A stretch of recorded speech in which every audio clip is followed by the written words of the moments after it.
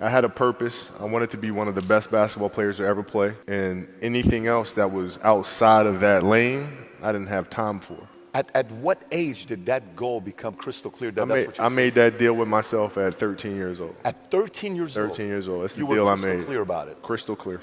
And where did the inspiration come from? The love of the game. The love of the game, the challenge. Like I would watch Magic play, I'd watch Michael play, and I would see them do these unbelievable things, and I'd say, you know, can I get to that level? I don't know, but let's find out. Let's find out. And so that curiosity to see where I could push this thing led me down that path, I think. Basketball for me was the most important thing. So everything I saw, whether it was TV shows, whether it was books I read, people I talked to, everything was done to try to learn how to become a better basketball player. Everything. Everything. And so when you have that point of view, then literally the world becomes your library to help you to become better at your craft. The world becomes your library to help you improve your craft, better your craft. Yes, indeed. So because you know what you want, the world's giving you exactly the information you need to become better at it. Because you know what you're looking for. Yeah. So would you, when you size your peers up, how'd you size your peers up? Like if you're sizing people, I'm talking you're 13 years old, you're sizing peers up, what lens are you looking through your peers? So at 13 years old, I had a I had a kill list. So, you know, they used to do these rankings. It was Street and Smith basketball rankings. And I was nowhere to be found because I was like 6'4", scrawny, like 160 pounds soaking wet. So I was like 57 on the list. And so I will look at 56, 55, all the way up to number 1, who these players are, what club teams they played for. So when we go on an AAU travel circuit, I got to hunt them down. Right? And so that became my mission in high school, is to check off every other person, all those 56 other names, hunt them down and knock them down. Say I'm one of the guys on that list ahead of you, and we play. What are you doing to get a feel? Is your mind like, are you asking, let me see if this guy's better than me in this side and this side and this side? Or are you just going saying, I'm going to kill this guy? Well, it depends what year. So like at 13 years old, you know, I played the longer game, because my game wasn't about being better than you at 13. It was to be better than you when, you know, the chips are really on the line. So when we played at 13, I would size you up and see what your strengths and weaknesses are. How do you approach the game? Are you silly about it? Are you goofy about it? Are you good at it just because you're bigger and stronger than everybody else? Right? Or is there actually thought and skill that you put into it? Right? And when I'd play to my weaknesses. I wouldn't play to my strengths. I played to my weaknesses. Because when you're playing summer basketball, there's so many games. So there's not a lot of skill work being done. So when are you going to get better? Right? When you're playing in competition situations, you're only playing to your strengths. Why? Because you want to win. Right? So what I would do, I was work on the things during those games that I was weak at. Left hand, pull-up jump shot, post game. Right? So I have a strategy. And so then fast forward to when I'm 17, and my game is completely well-rounded, and that player at 13 that I saw at 13 is still doing the same shit at 17, now you got a problem. That's right. You got a problem. And you saw that. You got a problem. And by the way, let me ask you, so that's high school. You go into the league. When you're going into the league, you're going with a lot of guys that were, you know, same age, you know, same class as you were going in. Yeah. Were you sizing those guys up the same exact way as you did in high school? I did, but, you know, in the NBA, it was actually easier. Because what I found in the NBA is a lot of guys played for financial stability.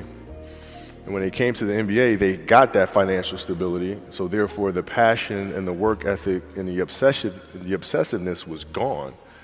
So I'm looking at that, I'm like, oh my God, it's gonna be like taking candy from a baby. No wonder Mike wins all these fucking championships. The players that had that passion, but weren't willing to commit their entire lives to doing that, right? It's a choice.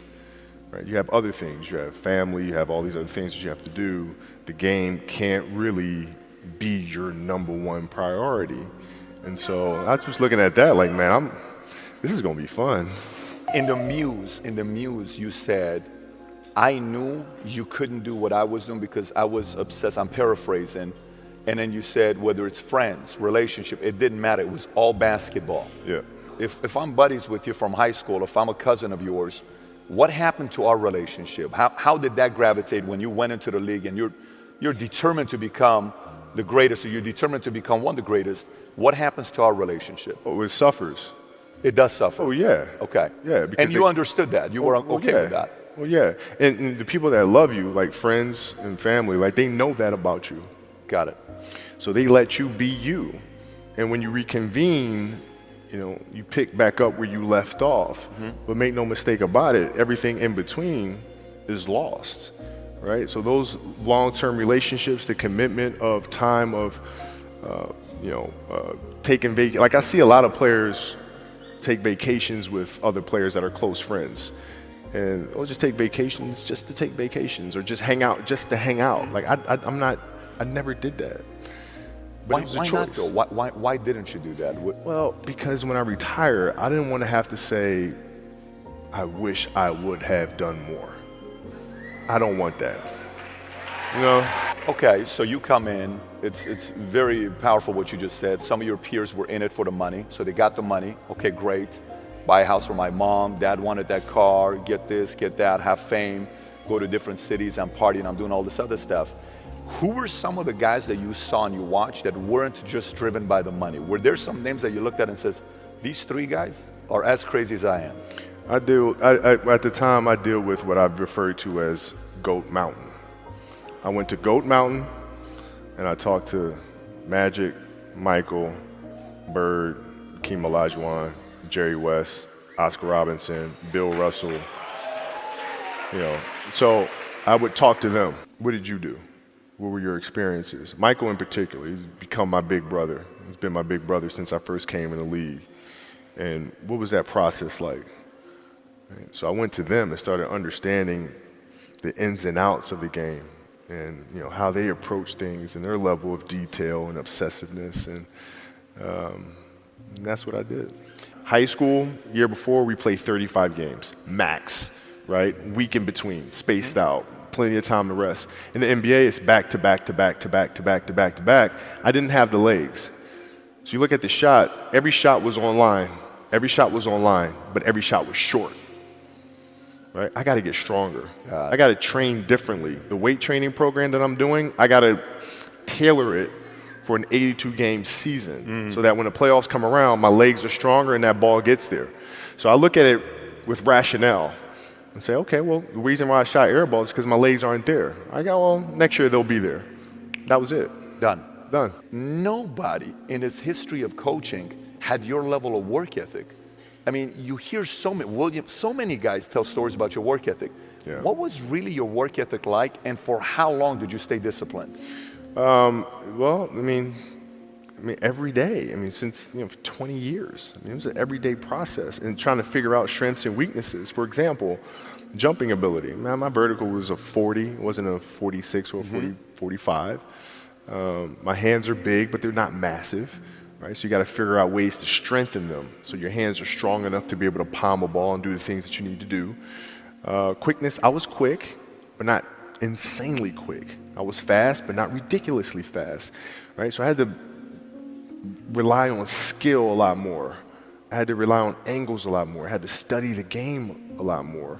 And but I enjoyed it though. So like from the time I can remember when I started watching the game, I studied the game, and it just never changed. The game itself it's a complicated answer. So there are very tactical things in terms of footwork and geometry of the court. So you're looking at the court and looking at the 45-degree angles that the court is shaped in and how it needs to operate. That's one component to it. So looking at spots on the floor where you can increase your efficiency. Right? You can be on the wing, but there's a certain spot on the wing that improves your angle to drive to the basket, right? So that sort of stuff. Footwork of the opposition, looking at the emotion of the opposition, their tendencies, their weaknesses, and all that stuff. Understanding the momentum of the game, how to create momentum shifts, where momentum shifts come from, all this sort of stuff. And then studying outside of that, right? Looking at different industries, looking at conductors, looking at writers, looking at actors and how they get into character, and then how do they keep themselves in that mental space. So looking at different industries, looking at nature itself, and learning from that and how you can incorporate that into the game. Man, It was a lot of studying. What's your process for making a decision? Do you have a flow of how you go through making a decision? Depends on the decision. Depends on the decision. If we're talking about, a basketball decision where you read a certain coverage or something like that, I mean, a lot of that comes from the pre-work and understanding what their defensive package is and how to put teammates in certain situations. So, for example, if you look at players nowadays that are charged with taking game-winning shots, making game-winning decisions, and you look at the play and then you look at it and say, okay, well, that shooter was there, the double team came, and, the player couldn't do anything but pass the ball, right? Well, that's because they didn't do the pre-work, right? So when you do the pre-work, you understand, okay, this team in this situation likes to run a double team from this particular angle. All right, so I'm gonna clear that side out, force the double team to come from a different angle, move myself to a space on the floor where it's gonna take a long time for the double team to come, and now I can circumvent the double team and get to a place on the floor where I can knock down a shot or get to the basket. So it's all that pre-work. Decision, when I say decision, if you're looking at somebody that you're sizing up, or if you're looking at somebody to go into business with, or if you're looking at a big investments you got to make, what is the decision-making process there? Do you call, first you do your own research, you take this much time, you call an advisor, is there a system you follow? It's pretty simple for me. It's do you understand the business? Is it a business that you can help in some form or fashion? What are the barriers of entry to that business? And then the entrepreneurs themselves, the company itself, right? Do they have a culture that you believe is sustainable? Are these leaders people that you believe in? Are they people that are obsessives? And in turn, have they created a culture of obsessiveness? So I tend to look at those 4 factors, and that's it. What's the least amount of sleep you played a game on? Is there a story where it's like, no one knows about, where you went and played a game and it was so insane for whatever reasons? No sleep. You played a game with zero sleep? Zero sleep. Zero sleep. It's like, kids, Natalia had a certain, health situation or what have you, and you're staying up all night, and then you got to go out and perform because fans don't know, teammates don't know, nor do they care, nor should they, that you've been up all night. You got to perform, right? And so you just got to go to work, man. That's respect. That's it. Respect. And I think one of the things for some, if you follow basketball or not, that you and Mike had in common is that it wasn't, hey, I'm going to take 8 games off this year to try to stay healthy. The mindset of knowing, like that to you is comical, right? To do that. What the hell is that, man? I don't know what that is. That's crazy. It's your job to be in shape. It's your job to be strong enough to perform at that level every single night. And as a competitor, I'm not ducking shit. Like, it's not, oh my God, my back hurts, I'm sore, we got to play Vince Carter and Toronto Raptors tonight. We actually had this happen. We had a game against Toronto in 2000, and Vince was tearing the league up. My back was jacked. But like the perception of that, like what? Kobe's missing the game against Toronto and Vince Carter because my back was really spasming. But people will be like, what? Oh, he's ducking Vince. Excuse me? No, I don't think so. So I would be in the layup line like, okay, there's a lot of days where you can rest and recover. Today ain't one of them. Your back can bother you any other day. That shit ain't bothering me today. Wow. He gonna have to see me today. Yeah. Oh man. Yeah. Alter ego. Sometimes we are so worried about what other people think about us. It's like, oh my gosh, what if they think I'm crazy? What if they think I'm over obsessive or competitive? And what if this is like, you're too much? This is just not healthy for you to be thinking this way, right? Yeah. How did you get your mindset into this alter ego to be comfortable being Black Mamba? Like, how did that happen? It's a good separation for me, emotionally, to be able to put myself in a place where at practice or when I'm training or during games, I switch my mind to something else. I switch my mode into something else, right? For me, it's the equivalent of Maximus Decimus Meridius in Gladiator picking up the dirt, smelling the dirt. It's go time, right? So that was my mental switch. It was like an actor getting ready for a film. You got to put yourself in that cage. When you're in that cage, you are that character. And then when you leave there, it's something completely different. But when I'm in that cage, bro, don't fucking touch me. Don't talk to me. Just leave me alone. There used to be certain games, like, for like certain key games. I don't think I've ever said this before. This kind of makes me seem very psychotic, but whatever. I used to play the Halloween theme song over and over and over in my headphones. Pre-game. Seriously. Seriously. And it was important that it was Michael Myers because the mask itself was void of emotion. Void of emotion. It has That's nothing to do with psychotic at the pressure, it has highest nothing level. to do with hype, has nothing to do with camaraderie. It's stone cold killer. And I would listen to that song over and over and over to get that's when you know you better run because That's what a lot of people did. yeah, It's probably coming out. You know, it's the gonna be a eyes tough tell the night. Story. Yeah. In sports, you have to apply it in the here and now. I mean, you're faced with challenges moment to moment. You're faced with pressures and anxiety and communication or the lack thereof and all this other stuff. Like, it's in the moment. So you have to live it. And when you practice those things, you become better at it. But I just feel like in this day and age, our children have become less imaginative about how to problem solve. And parents and coaches have become more directive in trying to mandate or give orders or teach kids how to think and teach kids how to behave and tell them how to behave versus teaching them how to behave. Who was your greatest teacher growing up? Because you had an interesting childhood, being in Italy for a while, coming back to Philadelphia, I think it was. Yeah. Who was the greatest teacher for you in those early days? It's funny, man. I had a lot of them. You know, my parents were great. You know, growing up, you know, they instilled in me the importance of imagination, of curiosity, and understanding that, okay, if you want to accomplish something, I'm not just going to sit here and say, yes, you can do whatever you want. Yes, you can, but you have to also put in the work to get there, right? So they taught me that at a really early age, man. And when you grow up as a kid thinking that the world is your oyster and all things are possible if you put in the work to do it, you know, you grow up having that fundamental belief. Yeah. Playing, and I don't score 1 point the entire summer. Really? Not one. How old were you? 11, 10, 11. And you're playing against other 10, 11-year-olds? Uh-huh. And you didn't score once? Not one. Were you in the game? I was in the game How did you not score? because I was terrible. Really? Yeah. That At 10, happened. 11 years old, you were that terrible. Awful. I mean, and I had these big knee pads on because I was growing really fast. And I had socks all the way up here, and I had like the high top Skinny, fades, like skinny as hell.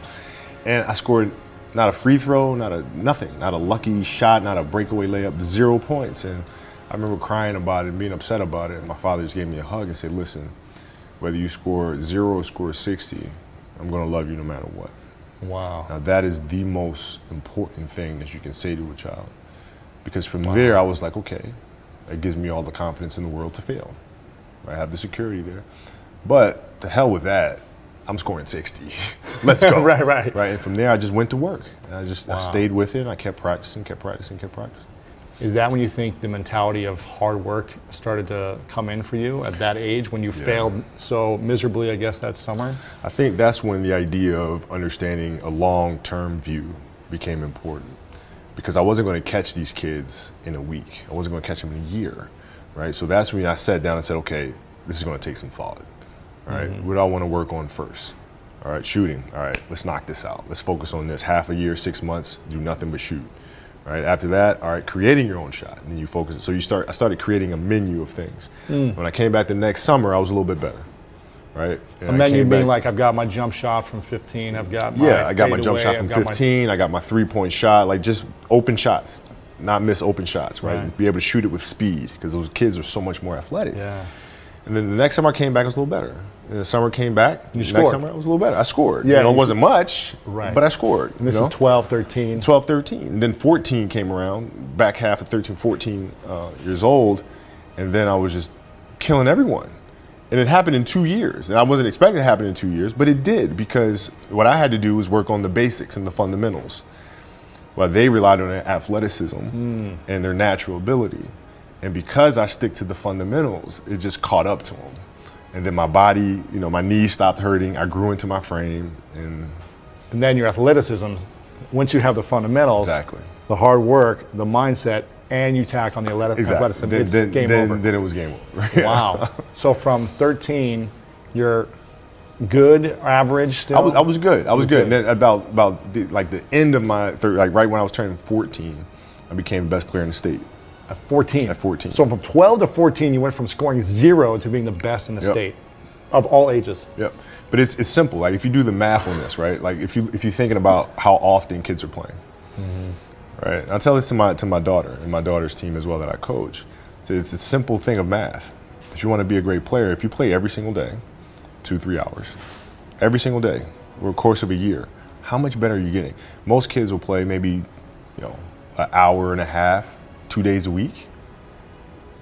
Right. Do the math on that. It's not going to get it done. It's not going to get it done, right? So if you're obsessively training 2-3 hours every single day over a year, over 2 years, You're accelerate. you make quantum leaps, man. Just doing a summer camp for 2 weeks, you see a difference. I remember playing basketball growing up. You It's see it. You get a lot better, and you come back Yes. more confident playing on the playground with guys who used to beat you. Yeah, and I tell the parents on my team, I said it's when I say your kids are going to become great basketball players, and like, really? Like, yeah, it's not. There's no It's math. That's it. Show up every single day. Show up every single day, do the work. But you have this Mamba mentality. Your book's coming out soon, and how did you develop this? There's a beautiful story that I love from Jay Williams. I don't know if you remember Jason Williams, where he did an interview a while back, and he talked about how when he played you, I think the first time, or one of the first times he played against you, he was like, I'm going to show up so early to the court to warm up and practice like before anyone. Yeah. And he shows up at the court. I don't know if it was in LA or where it was, and you were the only one there. Already shooting free throws, already doing your fundamentals. And he goes, I'm going to stay here until Kobe leaves. And then he was like, gosh, an hour and a half, 2 hours later, I got to go. I'm tired. And Kobe's still shooting free throws, scoring, like just going over the fundamentals. And he goes, and then we played that game and you were lights out. And he came up to you afterwards and said, like, dude, why were you in there for so long? And how'd you do it? And he said, this is what he said, you said, I knew you were watching and I wanted to show you that I was willing to outwork you. Right. Something along those lines. Yeah. I don't know if you remember this. I remember it. You remember, yeah. Oh, yeah. And I thought that was so powerful that you have this mindset, but how did you develop that? I don't know if that's what you call the Mamba mindset, but how did you develop that? And when did it start? It started in middle school and high school because a lot of the kids that I was playing against were inner city kids. Yeah. And so they're looking at me as if, okay, this kid's soft, right? He's from the suburbs of Philadelphia. His father played in the NBA, played professionally. He's got it easy. Born on second, all this other stuff, right? And so they felt like they could try to be physical or try to intimidate me and do all this other stuff, which they couldn't, right? But now I'm saying, okay, well, you're trying to attack me. How am I going to attack you? How can I mentally figure out ways to break you down?